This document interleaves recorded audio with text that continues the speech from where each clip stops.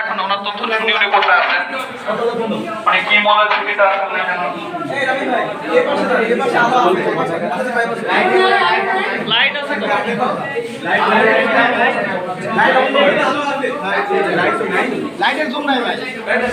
তত্ত্বাবধায়ক কি সমস্যার সমাধান না করে হিরোজ্জয় উৎসবের জন্য ব্যস্ত?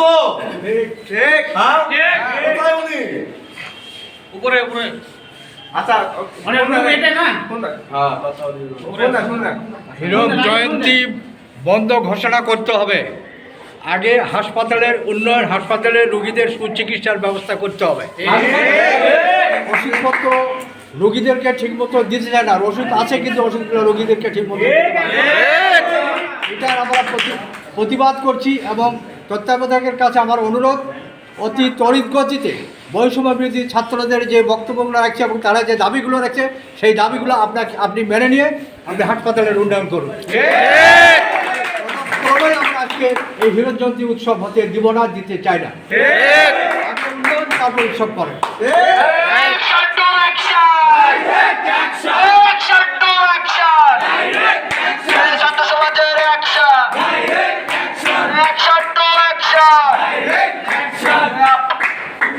ওনাকে ফোন দেওয়া হচ্ছে, উনি ফোন ধরে নিয়ে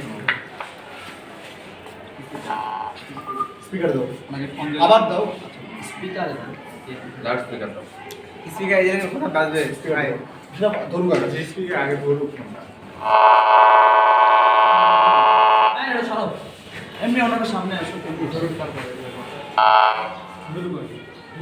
আচ্ছা ওনার বাদে আমাদের সাংবাদিক ভাইদের প্রতি আমাদের মেসেজ ক্লিয়ার।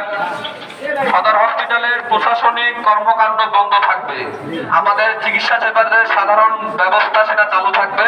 আমাদের ডাক্তারদের আমরা কখনো কোনোদিন অসম্মান করি নাই, আমরা তাদের কোনো কাজে বাধা দিব না। শুধুমাত্র সদর হসপিটালের অবকাঠামোগত উন্নয়নের জন্য প্রশাসনিক যে ব্যবস্থা আছে, যারা দীর্ঘদিন মানে অগোছালো অবস্থায় ছিল তাদেরকে গোছানোর জন্য আরো যে কাজগুলো সেটা করার জন্য আমরা প্রশাসনিক কর্মকাণ্ডে বাধা দিয়েছি। ভাই দয়া করে আপনারা সঠিক মেসেজটাই দিবেন, এটা সকলের কাছে অনুরোধ। আর চিকিৎসা সেবা, হাসপাতালের চিকিৎসা সেবার যে কাজগুলো সেটা অব্যাহত থাকবে। আমরা ডাক্তারদের কাছে অনুরোধ করব, আপনারা আপনাদের স্বাভাবিক যে চিকিৎসা সেবা সেটি চালু রাখুন। আপনারা নওগাঁর সন্তান, আমরাও নওগাঁর সন্তান, আপনাদেরকে নওগাঁতে থাকতে হবে, আমাদেরকে থাকতে হবে। নওগাঁর মানুষের কথা চিন্তা করে আমরা আজকে বাধাটা দিয়েছি। আমরা মনে করব আপনারা আমাদেরকে সহযোগিতা করবেন নওগাঁর চিকিৎসা খাতের উন্নয়নে। যদি আপনারা আমাদের এই উন্নয়নে বাধা হন তাহলে মনে করব আপনারা সকলে ফ্যাসিস্টের দোষর।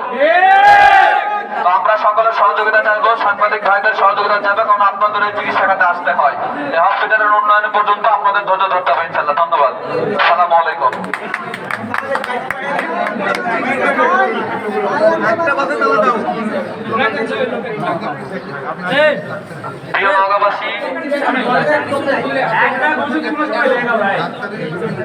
প্রিয় নওগাঁবাসী, আপনারা জানেন বিগত ফ্যাসিস্টের যে দোষর যারা ছিল তাদের দ্বারা এই হসপিটাল পরিচালিত হয়েছে, কিন্তু এই হসপিটালের অবকাঠামোগত কোনো উন্নয়ন হয়নি 5 তারিখের পর।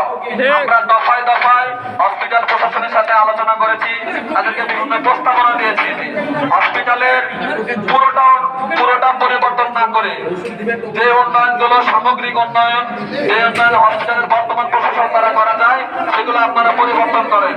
কিন্তু এই হসপিটালের প্রশাসন যারা আছেন, কর্তৃপক্ষ আছেন, তত্ত্বাবধায়ক, তারা কোনো প্রকার কোনো পরিবর্তনে হাত দেন নাই। এবং 5 আগস্টের পরে আরো ভয়াবহ অবস্থায় হসপিটালের চিকিৎসা ব্যবস্থা রয়েছে। এটার বিরুদ্ধে আজকে আমাদের এই সংগ্রাম, আমরা এই সংগ্রাম চালিয়ে যাব। যদি এই প্রশাসন কোনো পদক্ষেপ গুরুত্বপূর্ণ গ্রহণ না করে, পুরো প্রশাসনের আমরা পদত্যাগ চাই, তারা এখান থেকে চলে যাক। তাদেরকে আমরা যেন নতুন প্রশাসন এনে হসপিটালে অবকাঠামোগত উন্নয়ন করুক। ধন্যবাদ সকলকে। আমাদের যে সমস্যাগুলো সেটা হচ্ছে যে প্রথম সমস্যা, এটা চিকিৎসার জায়গা। এই চিকিৎসার জায়গাতে হসপিটালে 2 বেলা রাউন্ড বলে, অর্থাৎ ডাক্তারের যে 2 বেলা চেক আপ, তারা সেই চেক আপ করে না। সকালের যে একবারে যারা চেক আপ করতে আসে, সেই চেক আপ তারা ঠিক মতো করে না। কেউ 12টায় আসে, কেউ 1টায় আসে, কেউ আবার 11টায় আসে।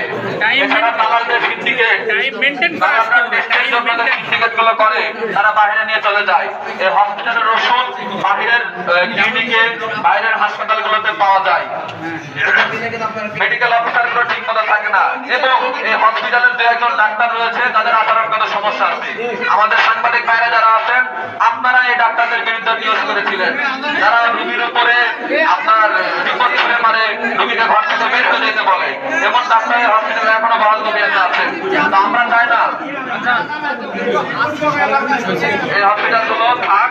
এছাড়াও সাথীদের সদস্যগুলো আছে, বঙ্গবন্ধু স্বাধীনতা পরিষদ অর্থাৎ আওয়ামী লীগের যে সাথীদের সংগঠনগুলো ছিল, সেই সংগঠনগুলোর অনেক সদস্য হসপিটালে বহাল তবিয়তে আছে। আমরা চাই তারা যদি নগর মানুষকে চিকিৎসা সেবা দিতে চায়, তাহলে তারা হসপিটালে থাক। আর যদি তারা চিকিৎসা দিতে বাধা হয়, তাদেরকে আমরা হসপিটালে চাই না, তারা অবাঞ্ছিত। ধন্যবাদ। আগাম দিয়েছে বেশি কথা বলবো না। আমরা এখন তালা দিব।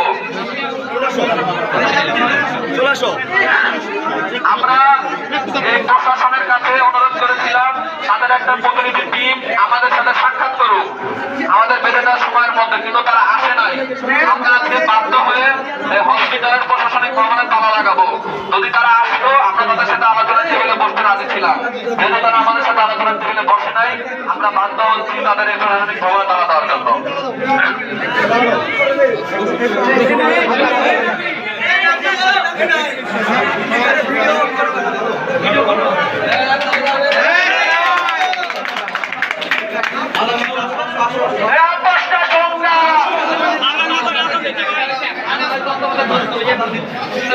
ওষুধের ওখানে চলো।